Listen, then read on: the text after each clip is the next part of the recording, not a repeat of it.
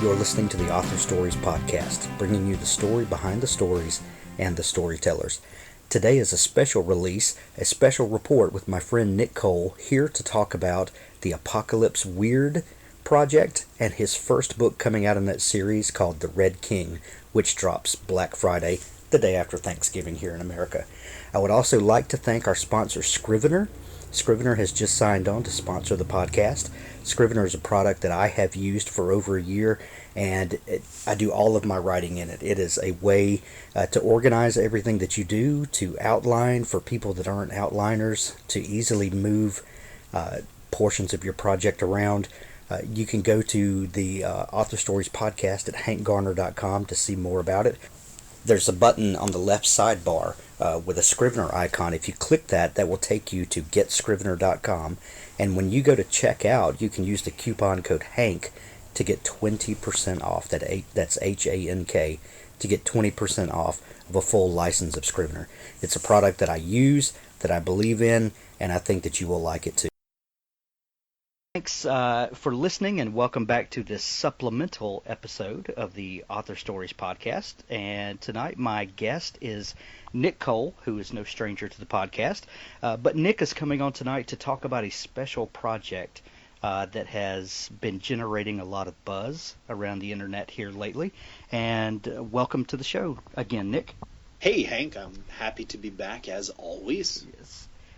So you've got this new project, you and several other folks, called Apocalypse Weird, and on Black Friday, I believe it is, the first installment of this cryptic series called The Red King is dropping. Is that right?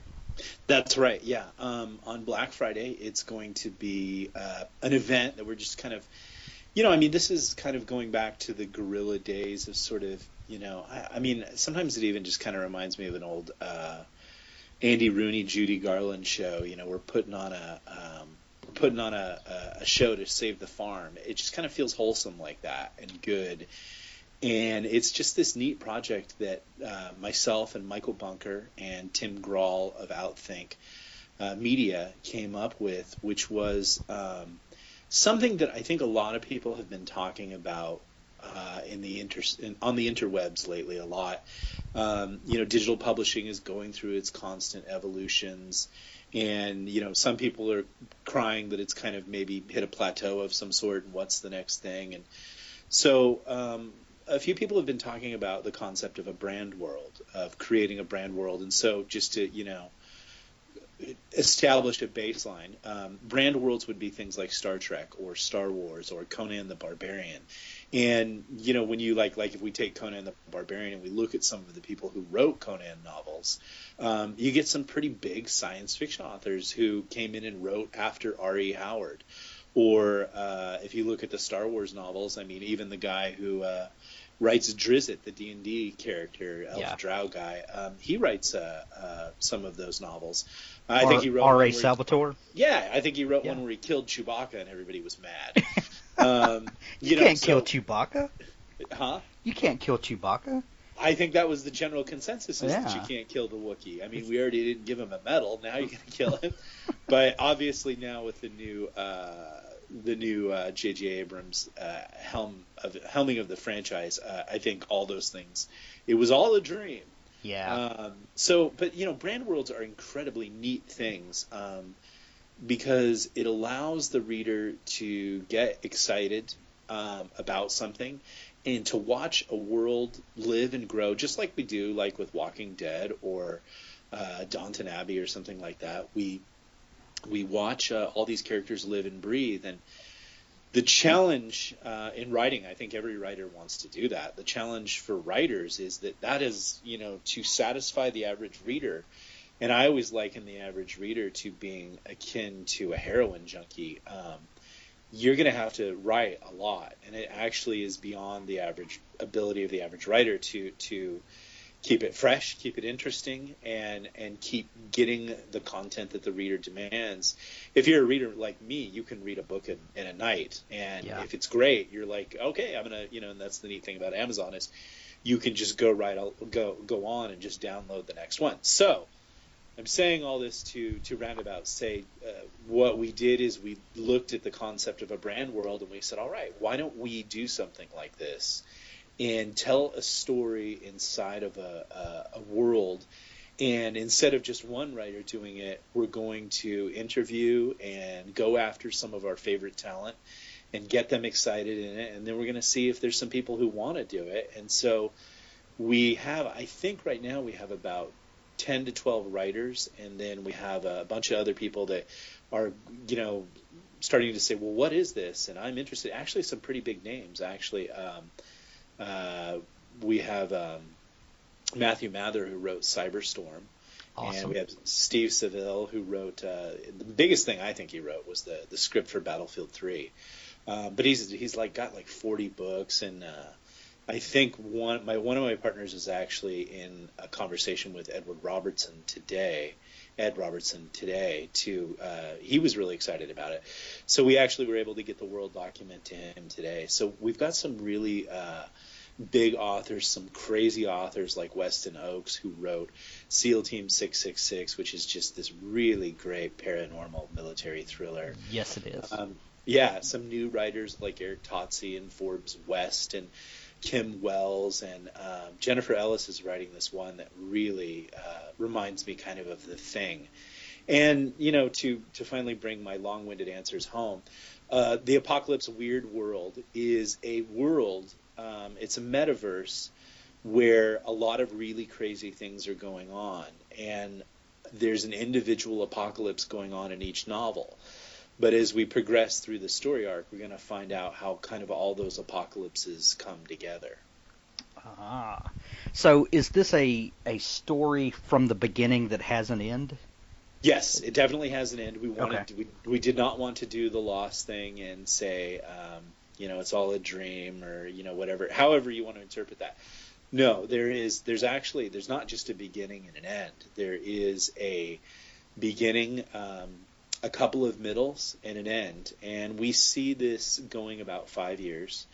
And then we'll begin the end game, what we call the end game. And the really neat thing about the end game is the readers are going to be able to participate in that aspect by one, by sales, by which authors they're really liking the story arcs of. And then also we're going to do the great thing about having Tim Grahl from Outthink Media. He's the owner of that. He's our CEO. He is just really savvy about how to get readers involved with writers. I think he's actually launched a couple of New York Times bestseller list books. So he's got some really neat ideas about how to get people to participate in the process. And I don't think I think the really neat way he approaches it is it's not, something that you force people to do. Like, I think really true dedicated fans, like if we go like and use The Walking Dead as as an example of the kind of fan that we want to attract. And you've got people that want to get involved in characters' lives. They want to vote on whether Daryl should die or live. I think the consensus is that he should live. But so we're going to bring that element to it through our website, getting feedback from the readers about which characters they want to hear more from, what they're doing. And so when we get to the end game, we'll actually have quite sort of a squad, if you want for a better word, of heroes that'll be participating in what we call the end game. And then there's a life that takes place after the end game, but the end game is definitely, we're working over the course of 5 seasons, 5 years, towards a goal that will be a resolution, and that will be a satisfactory resolution. And then the really neat thing about it is the universe has the potential to live on and for people to tell stories. And then a really neat thing that we're going to do is we're really actually going to we're partnering possibly with Third Scribe to make it possible for writers and readers who might consider themselves amateurs, or they just want to get involved, or even other writers who are doing other things but they'd like to throw something up. We're developing a streamlining system to actually let people contribute fanfic directly into the world, and specifically based on, say you liked Jennifer Ellis's version of hers is called Polar Weird. and you kind of want to tell an apocalyptic story in her sort of North Pole wasteland. This system with Third Scribe that we're developing will make it very easy for you to get your fanfic up and linked right in, so that people who like that similar novel, that they can just track right into your story. And we're even going to throw the doors open on just letting people participate in the storytelling. If there's a minor character they want to go after and maybe develop some backstory or prequel, we're cool with that. And so I think we're doing something that's never been done before. That's what we keep talking about. Well, it sounds more akin to a comics universe, like the DC or Marvel universe, where you've got this creative team that plans out the path of their universe for the next several years, and you have all these different creators that are coming in that contribute to the meta narrative of what's going on, and that's very different than what normally happens in the in standard fiction writing. So it seems like a really cool hybrid of what's going on. Yeah, we looked at Marvel, and we wanted to do what Marvel did well, and we wanted to avoid what Marvel did not do well. But Marvel was definitely this sort of what we said basically, when we were defining how we would explain this company to people. We just said we're the Marvel of digital publishing.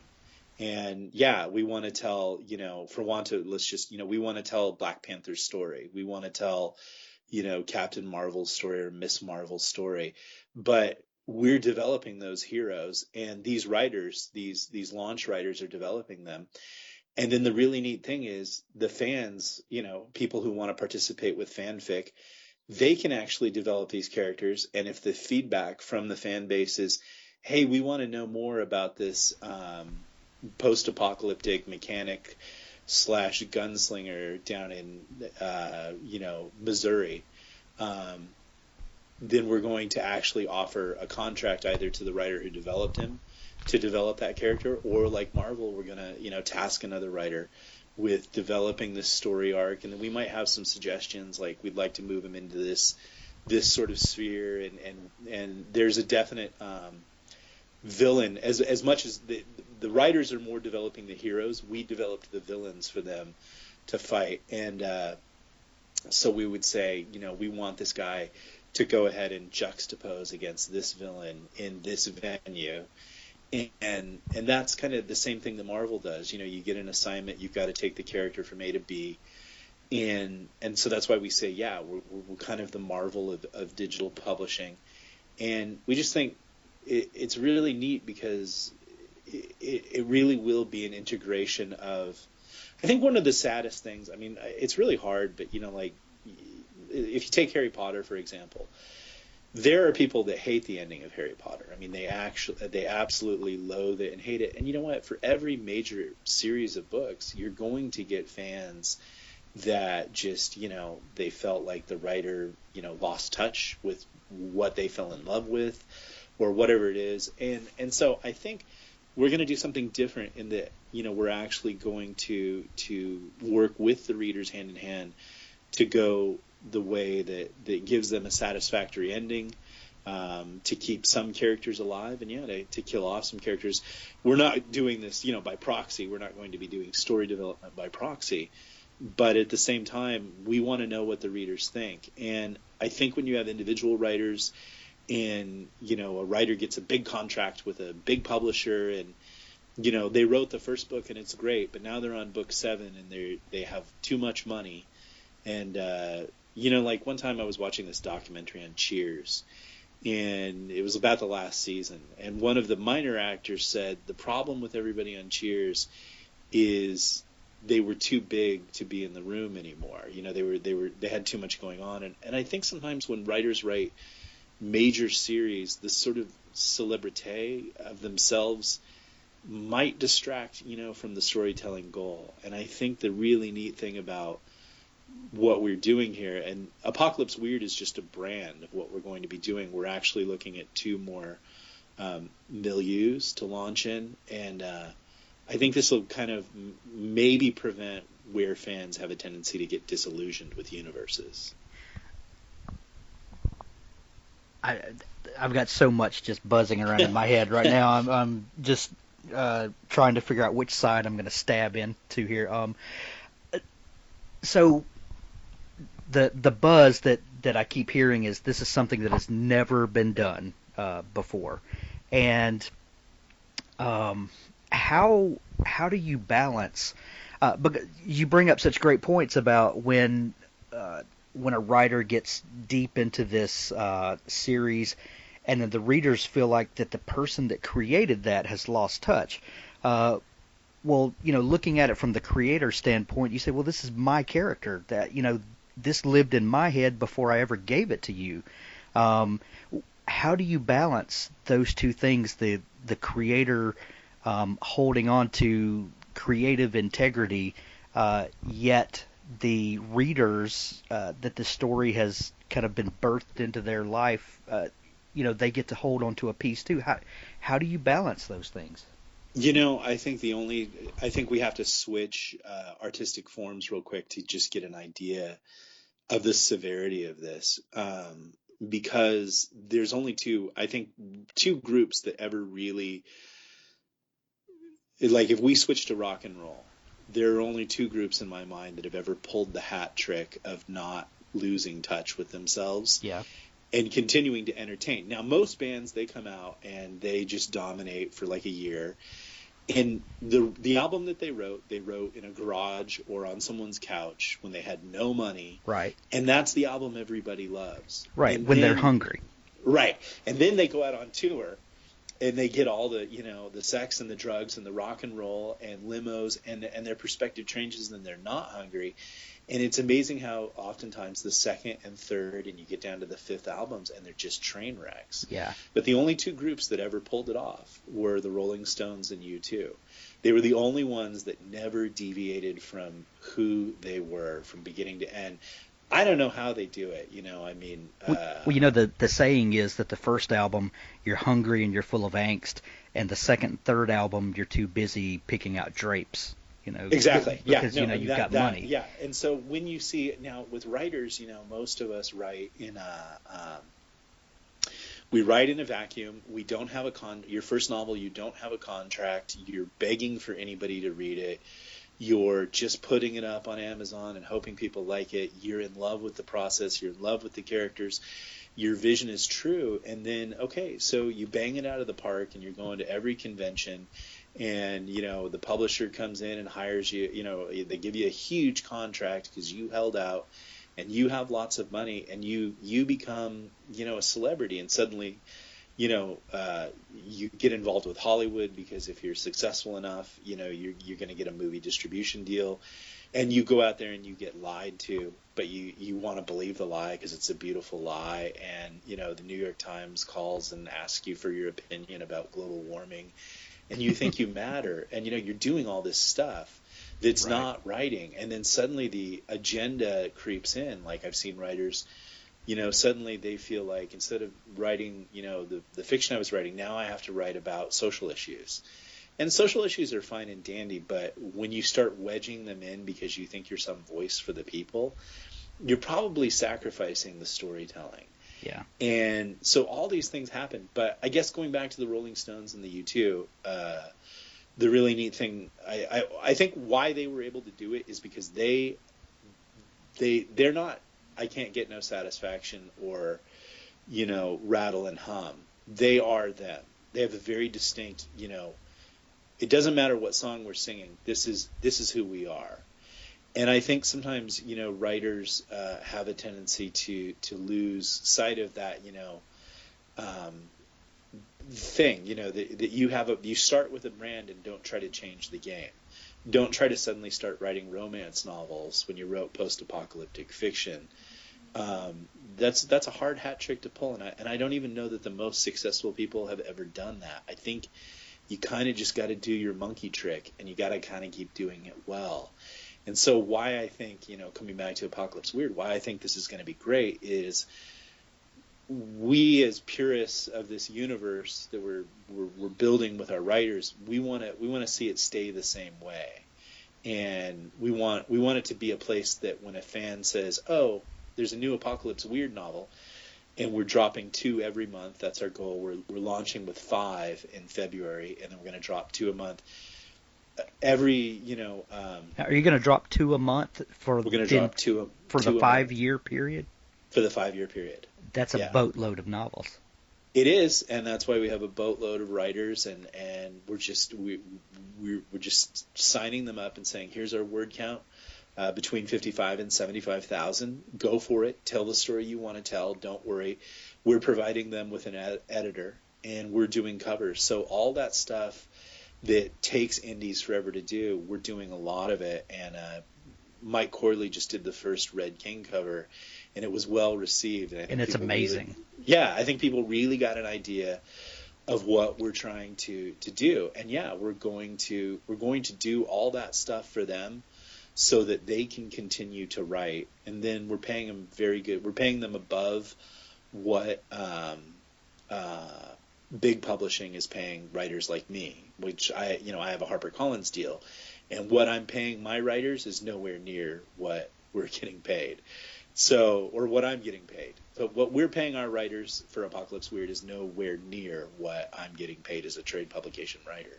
So it's really cool, and I think that is going to be something that when we drop that book on the Tuesday, I think we're looking at like Tuesday or Friday, very specific date, and it's always there so that people know, hey, it's a rainy Friday night in March. They just dropped the 2 new Apocalypse Weird novels. I've got the weekend. I'm just going to dig into it.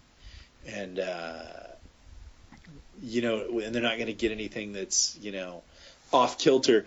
I'm not saying we're not going to challenge them, but, we're suddenly not going to deviate from, we're not going to write the Picking Out the Drapes book. We're going to try to continue to write Satisfaction. Awesome. Are these going to be? I know these are. You've said this is a something that's never been done in digital publishing before. Does that mean these are going to be digital only? For right now, yeah. Okay. We're just we can only do digital and keep our flow going the way that we want to have it go, which is as you expressed, it's a pretty intense schedule. Yeah. But we're not going to. Trade paperbacks books are great and everything like that. I just don't know that right now. I think everybody really has moved to digital. Yeah. Print books are great. They're fine and dandy, but bookstores are dying on the vine. Yeah. So until we get a bookstore, that is viable, we're going to hold back the print rights. Yeah. And I think my partners are interested in talking to a big publisher who wants to come in and do the print rights, but we're going to hold, we're just going to hold the digital path. Yeah. And stick with that. Well, what about, Create Space or someone like that could, do POD? Or you don't have to answer that. No.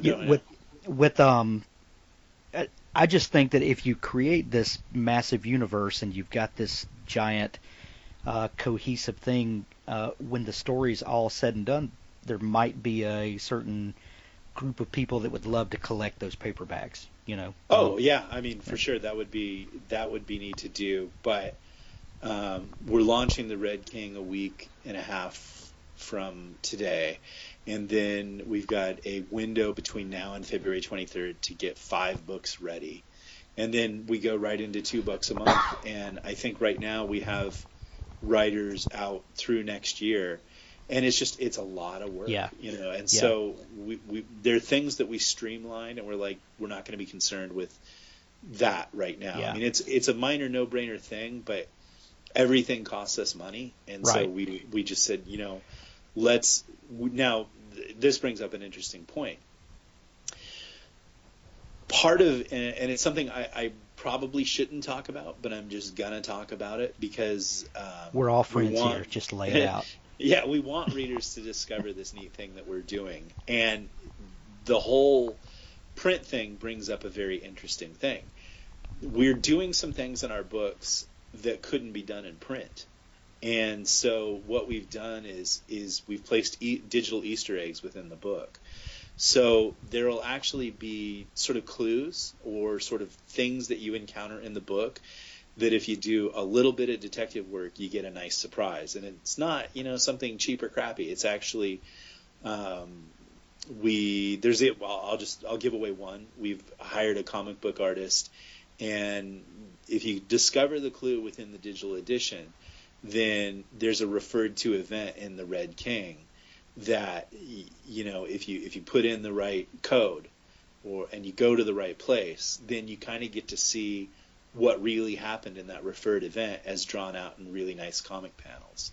So we have a few Easter eggs. Yeah, it's cool. We have a few Easter eggs in every book that we're putting out that just gives people more and sort of a more, kind of fun experience. And it's not easy gimme stuff. There's a little bit of detective work, and I think people like that. But that's stuff that we probably could not do. Just the two things that'll be in the Red King, it would be more difficult to do them in print editions. So we're kind of like, I think the thing that we're doing is we're taking the digital book from just being, it's a book and a computer, to this is what you can do. This is how you maximize a digital book. The beauty of a physical book is that it's wonderful to hold. And I smell books. That's my thing. I like to smell them.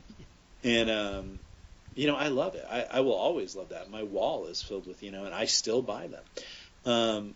And that's great. That's their strength. Right. But see, digital books have a strength too. And it's not just, at 1 o'clock in the morning, if you can't sleep, you can download a book, or you're in an airport, you can download a book. Those are strengths. But, another strength is that digital books can make fun little sort of treasure chests in the internet. And, mazes in the internet that lead to treasure chests. That's the best way to explain it. And because of sort of the cryptic, apocalyptic, paranormal nature of the Apocalypse Weird brand, which is our first brand we're launching, then we can do these, fun little games and see who wants to play. That's genius. And now I'm going to dig into my advanced reader copy of the Red King. The ARCs don't have it, but dang it! Yeah. Okay.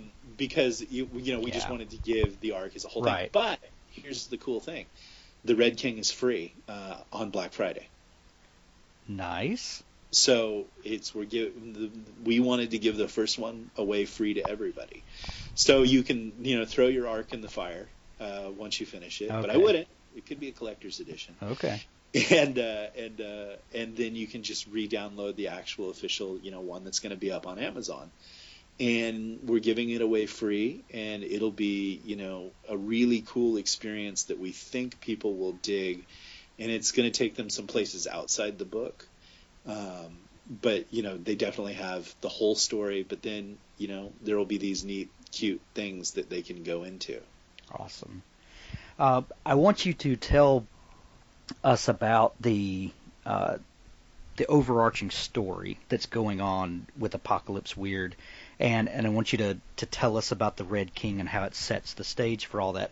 But before you do, you mentioned a minute ago the difference in what you're doing here and as opposed to, say, what you have going on with your HarperCollins contract and how you're able to do things differently. What is going on with publishing these days that you can have I guess you guys have started an indie press sort of company? Like what's the structure of what you've got going on and what gives you the flexibility to do what you're doing? It's I think publishing just has I think they're wonderful, lovely people who love books and love storytelling, but the dynamic has changed and no one builds typewriters anymore. And there used to be this crazy thing in publishing about non-compete clauses. Yeah. And it's just archaic. It's, what is the purpose of a non-compete clause if this writer goes out and writes a story? Even for another publisher, readers don't say, well, I only like his HarperCollins stories. I don't like his St. Martin's Press stories. They just go, no, I like the writer. Right. And they'll buy whatever it is, from whatever distribution network they can get it from. So publishing is kind of having to now be cool or pay a lot of money for exclusivity. And I just don't think I think they realize there's just not valuation in exclusivity unless you're, just massively, phenomenally big, and they just want the right to own everything you do. Like we'll say George R. R. Martin. He should, publishing companies should sign him up for exclusivity deals, because whatever he writes, they should just give him the outlet to write. Now, the problem with big publishers is they really only want to do about a book a year, and I can write about 4 to 5 books a year.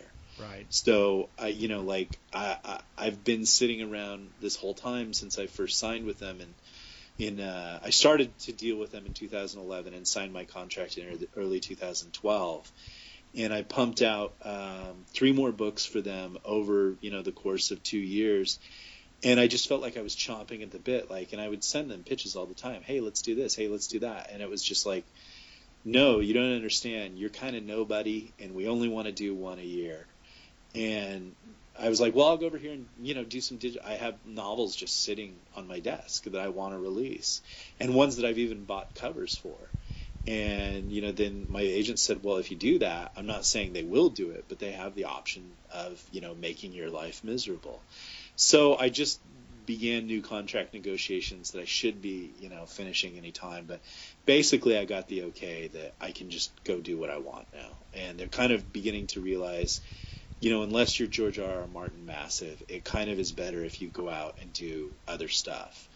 So I'm able to do that. And I think that's the way that it kind of needs to go for everybody. Unless, like I said, unless you're huge and they're willing to pay you for your exclusivity, right, then, that's fine. But you also have to remember, that, the negotiation process is so weird. And a writer, I think, works against themselves because you just get so neurotic about it, and you want people, you want them to publish you, and you're willing to do anything, and then you get a little success, and then you have all kinds of demands, and then, suddenly your books aren't high in the rankings, and then they'll be like, all right, let's make a new deal, and you kind of get the feeling they don't want to make a deal. You're a failure. And then, you've lain awake enough nights at 3 o'clock in the morning, and you just say, if they'll give me any deal, I'll take it, whatever it is. And for some reason, they know that you feel that way at that point. And that's when they go, okay, and it's contrived. But I think writers end up making I really respect and applaud certain people who've been able to say no to publishers. And that is a powerful thing. And you know what? I've seen that they actually reap the benefits of it. There's a time and a place where no is a very powerful thing, not just to publishers, to everybody in life. I think fathers of teenage daughters realize the power of no. Preach. Yeah, exactly. So, no is a very powerful thing, but when you're a writer, it is so amazing that anyone would want to read your junk. And then that you are actually in negotiations with the publisher, and then you're like, but if I don't have a publisher, I won't get invited to Comic-Con, and all this crap surfaces in your head.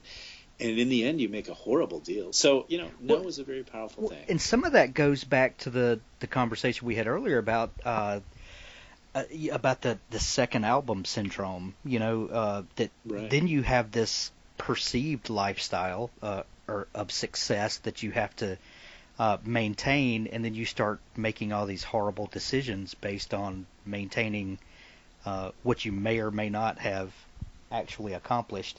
Whereas most of us, I think, when we're pounding out that first novel, it's this kind of attitude of me against the world, and I'm gonna write my story, and and I'm the only person in the world that could tell this story, and and then you get to that point where you're doing anything just to hold on to contracts. Yeah, I think when you finish your first novel, and I'd like to think this. And you're a real writer, not somebody who just, I'm not going to be, but sometimes I see people come out of big programs or, whatever, and the doors just immediately swing wide for them. And that's great. That's wonderful. That's awesome. But, I'm not that type to just pick fights with other writers, and, I just don't go for that. But I don't know how to say it. When you're a meat and potatoes writer, that's, when you're Joe writer, when you're an average guy, you've usually, you've been writing your whole life, and you've written a lot of short stories that you're closest family members have deigned to read, and maybe a girl that you were trying to hit on, or a boy or your best friend. But, these are not literary people. They don't even read books. And they didn't say anything, but you're great and you've got talent, and you've probably made a few abortive attempts at a novel, and you've submitted to a few journals, and you didn't get paid, or you got paid $25, or you got rejected a bunch by people who couldn't even pay you. And so by the time you finally approach the novel that you're actually going to complete, your first novel, I think you've reached this really great place of you're kind of over yourself. Yeah. And you're just a gunfighter. You don't care if you just get killed in the street or not. You're just going to go out in the mud and shoot it out. And then it hopefully does well. And then suddenly you're not that gunfighter anymore. Suddenly, like in The Magnificent Seven, suddenly you're the guy who drinks too much and can't get over stuff. Right. Right. And everything means a lot instead of, I don't care. I'm just going to go out there and shoot it out with this one. There's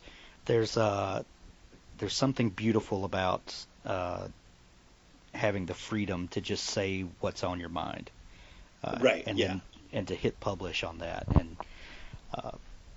so just to tell whatever story. I just went through a whole process of pitching 7 different pitches to my publisher, and of the 7 pitches, she went for the one that I had no intention of writing. I was just like, I just put it in there like, this is a great idea, and blah, blah, blah. But I really had these other ones I really, really wanted to write. And she just went right for that one. I'm like, crud, and it's great. And I'm really actually enjoying writing it now, and it's really becoming exciting to me. But that was the one they wanted. And so I was gone from, telling my post-apocalyptic tales where I could do whatever I wanted, to, well, if you want to do a deal with us, this is the story you're going to tell. And it was very I don't mean to make it graphic, but it was just very like Dance Monkey. You're like, I'm just a chimp in a cage.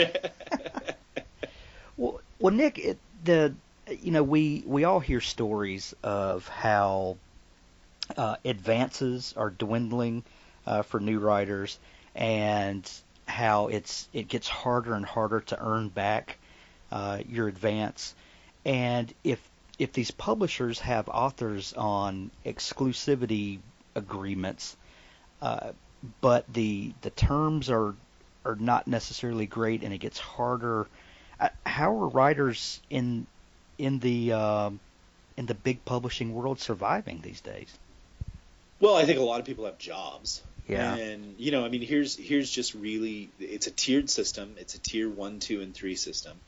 The top tier 1 writers are Stephen King and James Patterson and that crowd. The tier 2 people are people who have a pretty good following. You wouldn't recognize them on the street. They've got a loyal fan base who will buy anything that they write. And that fan base has progressed to a pretty significant amount. And then the tier 3 are people who, they get their first contract and they think it's great and wonderful, and they have all these fantasies that you're going to be flown into New York, and you're going to get to stay at the Plaza, and you're going to have lunch at La Bernardine, and it just doesn't work that way. They just take you and the 88 other schlemiels that are like you, and they just throw you against. I mean, it's like D-Day in Normandy. They just see who's going to stick on the beach, and not. I'm a soldier, so I'm not, I was a soldier, so I'm not being disingenuous or unflattering about that whole thing of D-Day. But I'm just saying that's kind of how they look at it. They look at it as like, the reading public are on the high ground with machine guns, and the critics and all, the bloggers and the New York Times and everybody's up there. And someone's got to break through, and they use a mass wave mentality of like, just throw everybody onto the beach and hopefully something hits. And they've even admitted to it, like there are writers that they love and they believe in, but they don't think will make it past the beach. And so they'll pick somebody who they don't respect, they don't like, but they know that there are certain keywords that will identify, and maybe this person will make it past the beach. And that's just kind of how they look at it. And so no, people at tier 1 are not surviving. but you're not supposed to survive. You're still, you're still a journeyman. You haven't, just because you published one novel doesn't mean anything. You're not Mark Twain. You're not Stephen King, and it's amazing how many people go after Stephen King as, they'll say, oh, he's some kind of hack or something, but, you survived that long Right. doing this, and he has. So, there's something to be respected there, but you have to, you've got to get off the beach. That's the whole thing. And the only way to do that, I think, of course, write well. I'm hoping everybody's writing well. I mean, that's sort of the give. That's kind of like the major leagues, or like basketball. Everybody's good. Okay, that's the first thing. But the next thing I think that writers really need to do is you need to, even if you're a published author with a big 5 publishing company, you now need to go put out an independent novel. As an indie, you need to be doing those things because, you need more and more exposure. And if someone likes your indie novel where you just maybe went in with that attitude of like, I don't care, the big publishing is not going to read this, I'm going to just write some junk, man, and have fun with it. And you get 6,000 people who say, I like that junk, and I'm going to go read his, in the bookstore novel. That's 6,000 sales, that the publisher is definitely going to appreciate. So, of course, you've got to restrain writers from their folly, and I think maybe that's the fear the publishers have, that they invest all this money in you and, writing your searing coming-of-age, 1950s vampire novel, and then you write an indie novel about a pedophile clown. They they might think, well, he's going to kill his brand. But, at the same time, they'll just throw 100 of you on the beach and hope you stick.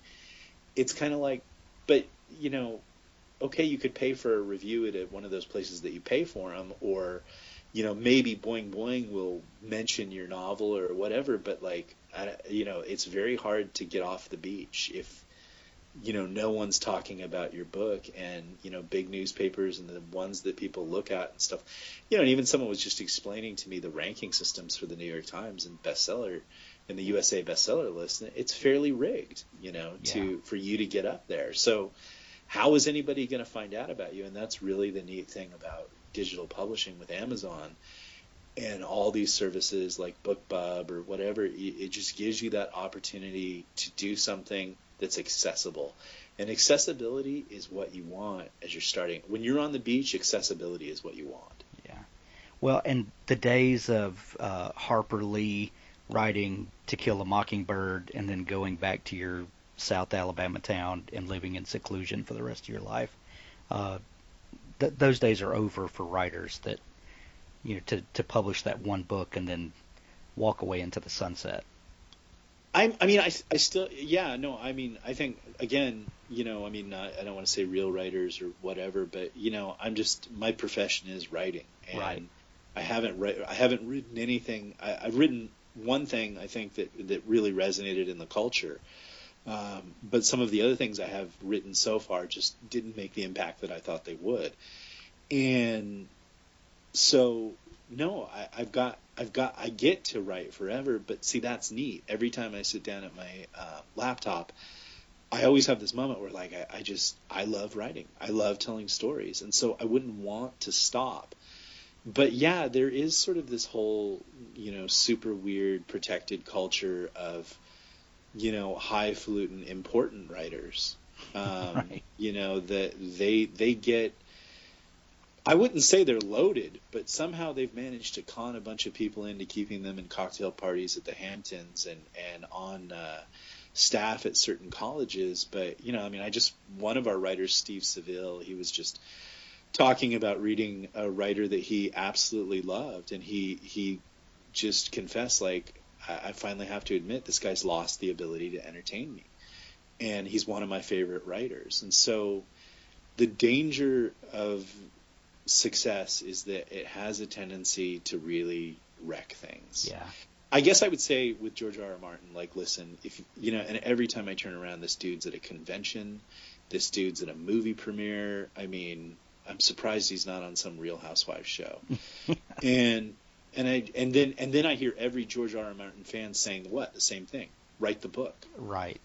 And so you kind of got to say, that's cool and all, but like if you didn't have all that stuff that you're so busy doing, you probably would finish the book. Mm. And so there's all that to be said. And the neat thing about having a brand world is we're not selling you a writer. We're selling you a living, breathing world that we're going. And we've told the writers, like, if you just want to come in, our initial launch writers, they were given the task of, we told them, okay, here's the sandbox. Now you build whatever you want inside the sandbox. You build a castle, you build a post-apocalyptic version of Texas like Michael Bunker did. You build a alien-infested wasteland in Arizona like Eric Totsi did. You build a death cult out in the Mojave Valley like Weston Oaks did. You do whatever you want. And they would say, well, what about the end game? And they knew it. And we said, we don't want you to go there. We want you to hint about it and talk about it. But all I want to know is how many dead bodies are in Arizona. How many alien spaceships are crashed, all those things. I just want you to build the landscape. And so their stories are really about building the landscape. And then we said, if you want to come back after this and tell more stories, go ahead. But we want you to know that once you've built that landscape, other people are going to come in and play there. And they're going to tell stories there too. And they were all cool with it. They thought it was neat. So that'll be the really neat trick that we're going to try next is hopefully someone will read something in Weston's book or Eric's book or Jennifer's book that they really dig. And that's how, when I read books, I'll sometimes say like, I'd like to write in this universe. I'd like to explore this character. Then people will be able to do that and maybe go in and tell the same story, but from a different person's perspective or from the villain's perspective. So we're really excited about that. So what was the brainstorming process like when you guys first started realizing this world and this 5-year plan? What was that process like? Well, I think we all played to our strengths. Tim, the CEO, definitely is wanted to coach everything to say, we want to do something that informs the reader that there's a largeness to this world but we don't want to just say, here's 26 other books you can buy. So he was all about, making it something attractive to the readers that they would say, oh, I really like Weston's book, but it kind of references and ties into these events over here. And this person has written these books.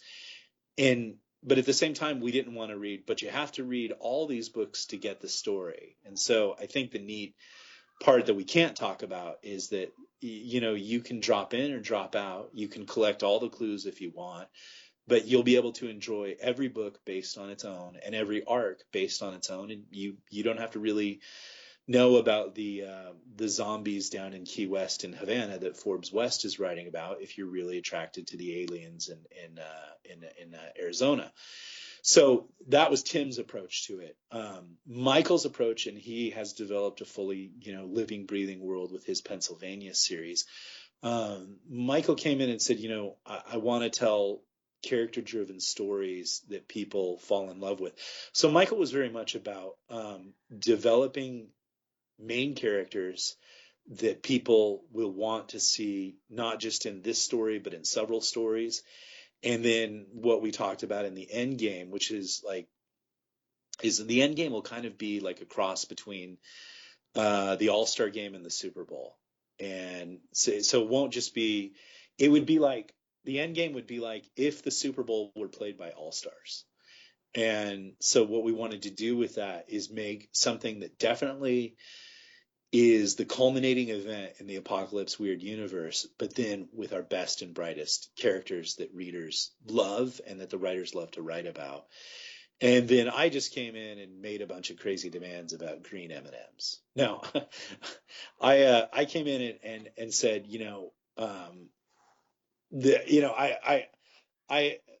I took the position of creative director, and so I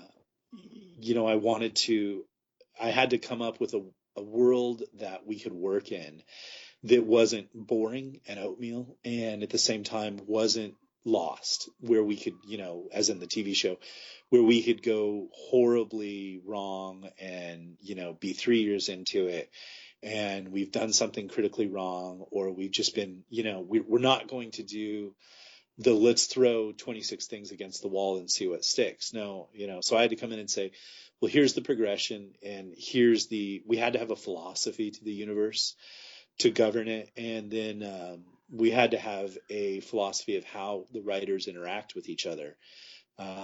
Because, writers are special people and we want to make sure everybody plays nicely. And so from my background as an actor, I used a philosophy called Yes and, which is an improv game. And basically, what we wanted to do was make sure that everybody was building on what everybody else was doing. That no one was coming in and saying, in improv, you can't ever come in and say, you're crazy. Like if someone gives information and they come in and they say, I'm over here, making, excuse me, my voice is drying out, but 1 second here. That's some radio for you. You can't ever have somebody come in and say, I'm making yogurt and this is a shotgun repair store and I just killed Lurleen. And then another actor enters and they're like, no, you're crazy. You're on drugs. You can't ever have that because someone's just done the work of establishing the scene. And then when you come in and call someone crazy, it kind of just tells, it kind of resets everything. So we had to have the yes and philosophy so that no one ever comes in and says, all the events in Eric's book, that was just a dream. It has to make, we don't want anybody to do that. We want them to come in and say, all right, Eric destroyed Arizona with aliens, and there's a demonic overlord living in Tempe, and he set up a death cult. And then the next person who wants to come in and write, and they say, yes, and that death cult has a beautiful slave girl who's going to rebel against them, and, all these crazy things that come with it. So my contribution was the philosophy of how we work together. So and my demands for green M&Ms. Yeah, and green M&Ms. It's like building the world with Lego. Where everything stacks and creates something bigger and better. Right. Yeah, we didn't want anyone to come in and knock it down and say this is how it should be done. So gotcha. There were personalities that we wanted to work with, but we kind of knew about how they approached work, and we said, well, they're great, and maybe they're too great for us, which is a polite way of saying we just didn't think they were going to buy off on the yes and philosophy. Yeah. And then there were a few people that we approached and we said, this is how we work. And they said, no, that's not how I like to work. And then there were some people that I think the really neat thing about the band of actors that we have right now is all of them were groovy enough to say like, hey, this sounds funky. I want to try this. And that's how I know people are going to get really good stories is these are people that are still trying to entertain you. These are, classic, like as an actor, and we talked about success and struggle, I always go back to this movie Rosencrantz and Guildenstern Are Dead. And it's just a great movie and it takes place inside Hamlet. And it's a play by Tom Stoppard, but there's a troupe of actors that are wandering through the whole thing. And they basically tell you like, listen, if we don't perform and entertain people and make them laugh, we have to resort to prostitution. And if the prostitution doesn't work out, we've got to we'll starve to death. And that's kind of what you want to do in the staying hungry aspect. You want to say, I'm going to do anything it takes to entertain you. Not, well, I just signed my next seven-figure advance, and this is the boring story I want to tell you because I'm too busy picking out the drapes. And that's a pretty serious series of events there that could spiral into. Yeah, definitely. So tell us about the Red King. What is this story about that is setting fire to this universe, so to speak? The Red King basically is an example of an apocalyptic event that is going on in a metaverse of apocalyptic events that have a lot to do with each other and not just sort of metaphysically, but actually location-wise, everything's a little closer than people might think initially at first. But the Red King is basically a zombie apocalypse that's taking place during a firestorm in Southern California. And the main character is a character named Holiday, and he has a bit of a drinking problem. And he sort of encounters a couple other survivors, and there's really no place to go. There's no, let's get to the CDC, or, I think a lot of post-apocalyptic books turn into survival quest journeys. And I kind of wanted to go back to my previous post-apocalyptic novel books have been more of the nuclear weapons destroyed everything variety. And in this post-apocalyptic scenario, which I kind of consider zombies as a subcategory of the classic, Earth Abides or Armageddon type tale, I wanted to do what I really loved about the old George Romero Night of the Living Dead, in that I wanted to tell what I call a siege tale, like Aliens. Aliens is a siege tale, and so I wanted to tell that. And so I live in this townhome complex, Mediterranean townhome complex in Southern California, up in the foothills, and I use that as my setting. And and I kind of was walking around my complex one day, and I said, if the world ever did end, which is what writers do, I don't have to really go anywhere. With a few trips to the local Home Depot, I could probably turn this place into a castle. It's kind of laid out like a castle. It's got an inner and an outer courtyard, and so there were some problems that needed to be addressed about how to fill in the gaps and how to make it defensible against zombies. And then there's some terrain problems. And I kind of for a moment toyed with the idea of like, well, I need to find something better, not this. And I'm like, no, the flawed nature of this is where the great storytelling is. And so the setting of the Red King is a group of survivors stuck in the zombie apocalypse, and they have to make a castle. So how I tell people it is, I say it's zombies meets Lost, and that's what it is. There's now we get into the character aspect.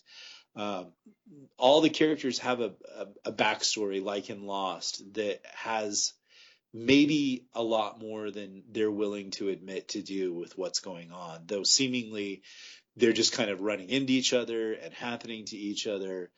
And there's actually a lot more going on. And then I kind of have to pull back there on the whole story, because there's an overarching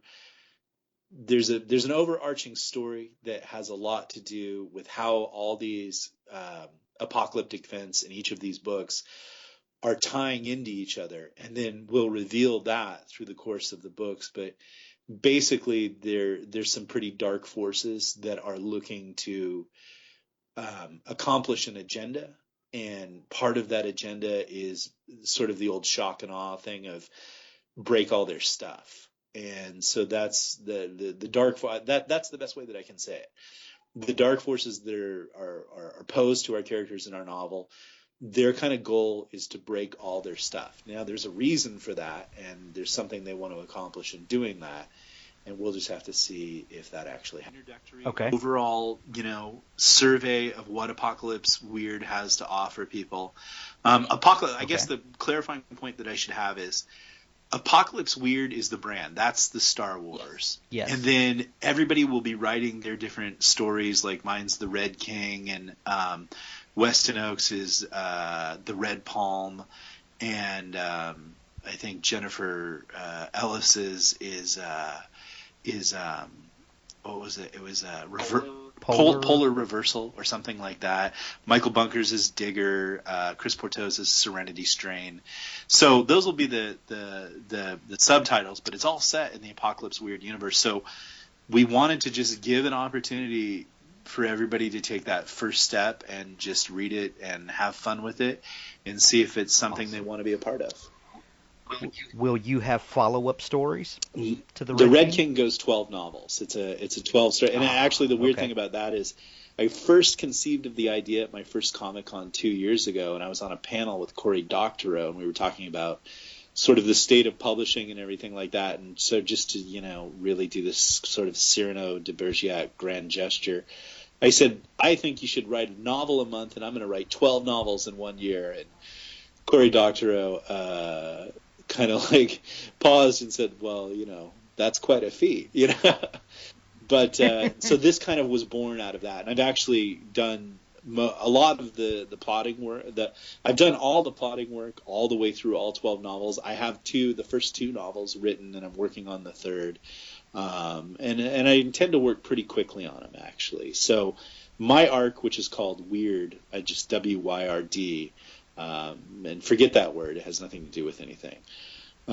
He said cryptically.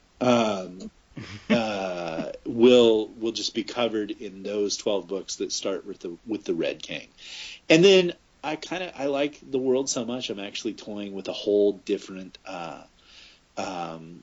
novel set series that I want to write that has a lot to do with stuff. Awesome. When will so Red King drops Black Friday. When will they begin in earnest rolling out? Our big launch, our nuclear weapon launch, we like to think of it, because we're intent on changing the landscape forever, will be on February 23rd, in which we intend to launch 5 books in one day. And that'll have Matthew Mather's book, which is The Man with the Dragon Tattoo, and it's set in a submerged New York City. Yeah. Excellent. Well, Nick, I can't wait to see what happens. I know a lot of people will be watching Apocalypse Weird to see kind of how this weird beast comes out of the publishing world. And I really hope you guys have much success with it. It's pretty exciting to get to stand back and watch the beginning of it. Thank you so much. Thank you for having me on, Hank, and I hope you just enjoy what we've put out there.